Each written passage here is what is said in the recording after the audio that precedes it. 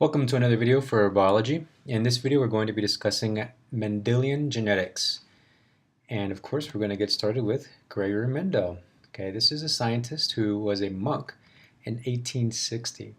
Okay, Gregor Mendel loved to study basically anything having to do with science, and he really got fascinated with the study of how physical characteristics got passed on from one generation to another.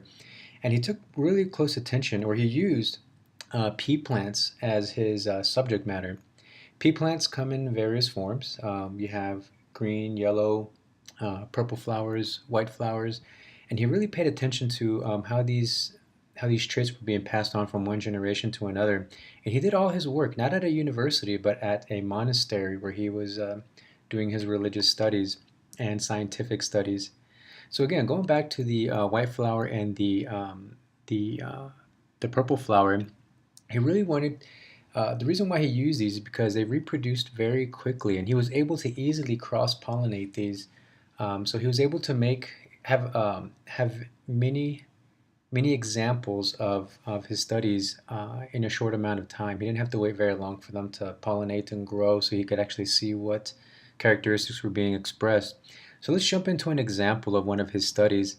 So he would cross-pollinate a white flower with a purple pea plant flower, and he would call this generation the pea generation or the parental generation. And when he cross-pollinated these and they grew, he noticed that in the second generation, which he called the F1, the filial 1 generation, he noticed that the white flower expression or characteristic wasn't present. So he would continue on and he would cross-pollinate these purple flowers, and then he noticed that the white characteristic would come back. So that made him very curious as to what is it. Also, this generation was called the F2 generation, filial 2 generation.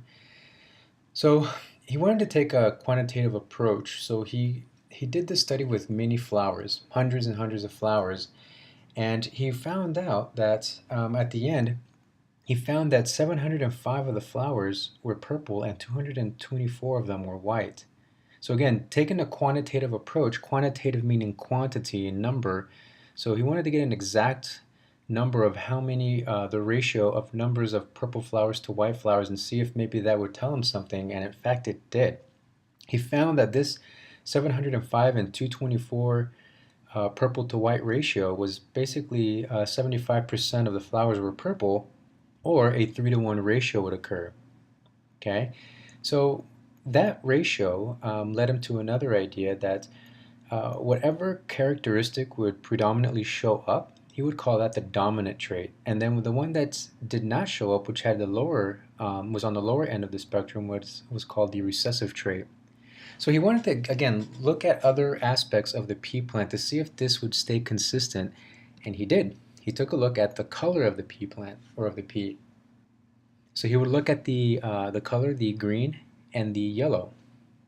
And he found that at the end, there was a 6,022 to 2001 ratio, which again was a 3-to-1 ratio, which was consistent with his previous studies.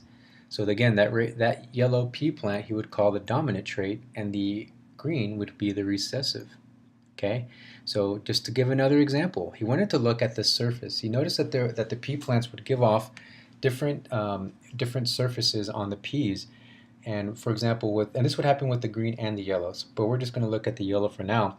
So you'll notice the one on the right or the one on the left, that was a rough surfaced or a wrinkled pea plant or a pea.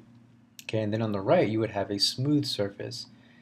Okay, so he would combine these two traits, and lo and behold, 5,474 would become smooth and 1,850 would be wrinkled, which comes out to be a 1 to 2.96 or a 1 to 3 ratio. So again, over and over he would see this common proportion come up. So we call this hypothesis that he had Mendel's model of genetics. Okay, and this is again the study of how physical traits get passed on from one generation to the other. So to make sense of this model, we're going to blend 4 concepts, and these 4 concepts are as such. Okay, Number one. So these are the 4 ideas that we really need to nail down to understand what Mendel was able to discover during his studies. Okay, alternate versions of genes account for variations in inherited characteristics. So in other words, so when you have a white flower compared to a purple flower, the genes, the genes are the ones that are responsible for these different characteristics. Same thing with the color of the pea, or if it's a wrinkled pea or a smooth pea. It all has to do with the genes. What are the genetics? What's the DNA coding for? And this is responsible for the different variation you have in these pea plants. Okay, consider birds, for example. You have different birds, different wings, different beaks, different shapes, different feet, everything.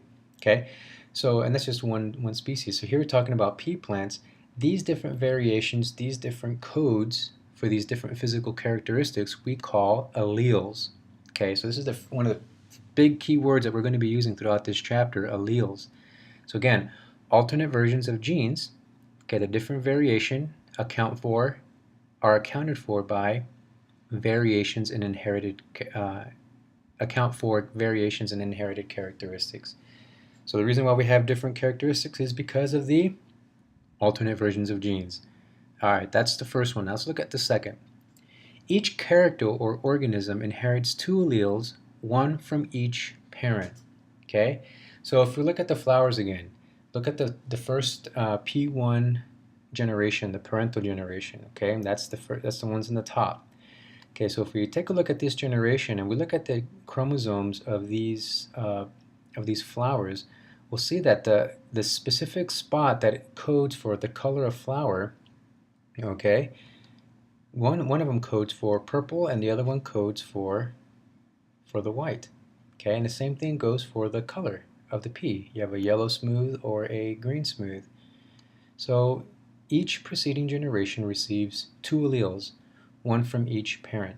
So to review, we're going to review the first 2 tenets of Mendel's model here. Okay, so the characteristics are genes, right?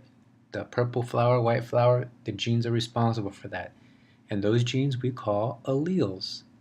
Okay, the second portion to this is each organism receives 2 alleles, one from each parent. Think of how you get your genes. You get one from your mom and one set of genes from mom, one set of genes from dad. Okay, and then depending on which particular gene is dominant or recessive, that's the one that's going to express as you. So your characteristics are genes being expressed, right? And each of your parents has one set of alleles to contribute. So that's the first 2 points of Mendel's model. Let's move on to the third. If 2 alleles at a locus, at a specific spot, differ from one another, okay, then the dominant gene or the dominant allele determines the organism's appearance. Okay, so the recessive allele, it's still there, okay, it's still there, but it has no noticeable effect on organism's appearance. Okay, so the dominant gene, just like we referred to before, is always going to express, okay, 75% of the time anyways. But that's another twist to what we're talking about here as to why that 25% shows up, and we'll get into that in another video. So if you have 2 genes that you've received, one from mom, one from dad, for this flower, it received the gene for the yellow pea and the green pea. Okay, the dominant will always express over the recessive.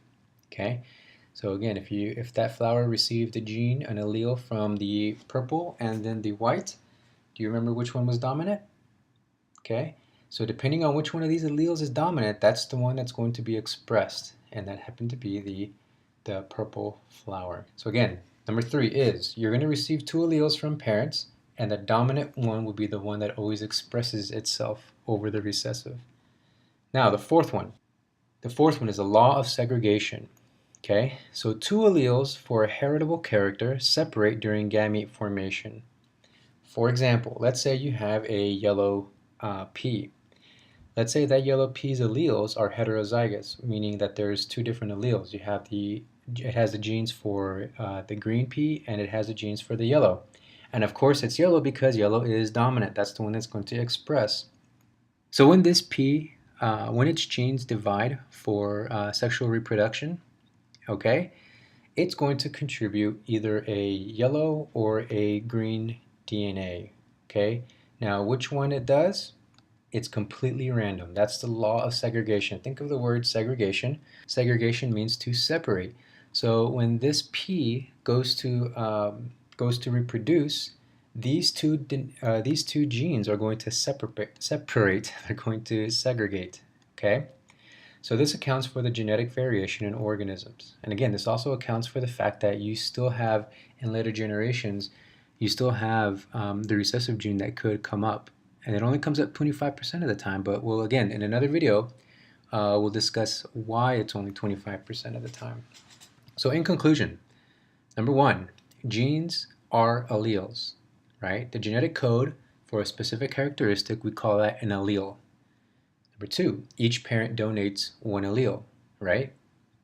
And then number three, the dominant allele will always express over the recessive allele. And then fourth, the alleles separate during gamete formation. So you might have one parent that has the genetic code for two different characteristics. Well, during gamete formation, during sexual reproduction, which one you get is completely random. That is the law of segregation. And this encompasses the entire idea of Mendelian genetics in a nutshell. Okay? Good luck in your studying.